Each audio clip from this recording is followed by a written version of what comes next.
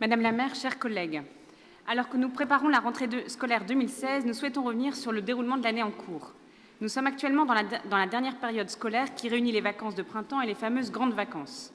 Les élèves rennais, comme les autres élèves de la zone B, ont donc dû travailler pendant 11 semaines consécutives, avec certes une pause pour le pont de l'Ascension et le jour du 16 mai. Et je pense que nous sommes nombreux dans cette assemblée à pouvoir témoigner de la vraie fatigue de nos enfants en cette fin d'année scolaire. Or, le Code de l'éducation stipule que, je cite, « l'année scolaire comporte 36 semaines au moins réparties en 5 périodes de travail, de durée comparable, séparées par 4 périodes de vacances des classes ».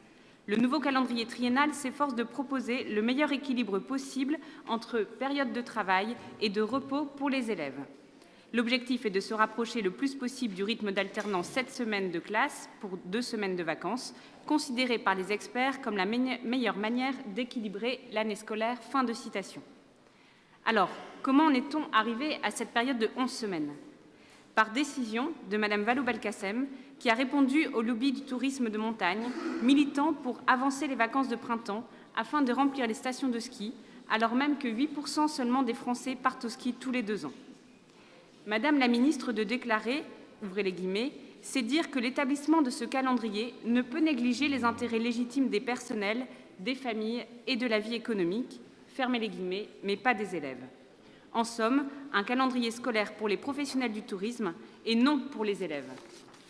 L'enjeu de l'établissement du calendrier scolaire n'est pas de choisir les bonnes périodes de vacances, mais d'organiser le rythme des élèves afin de leur permettre de mieux apprendre.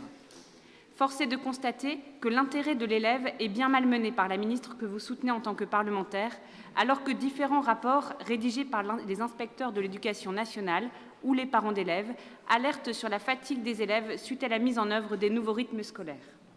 J'en veux pour preuve les 3 rapports révélés les 3 et 10 juin derniers.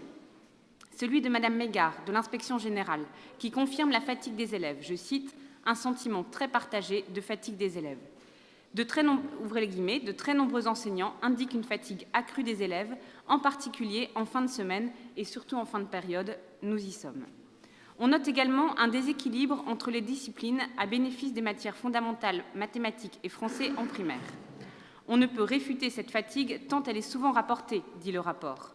Il est un fait que le constat de cette fatigue est vécu sur le terrain comme un signe d'échec de l'ambition de mieux penser le temps de l'enfant, fermez les guillemets.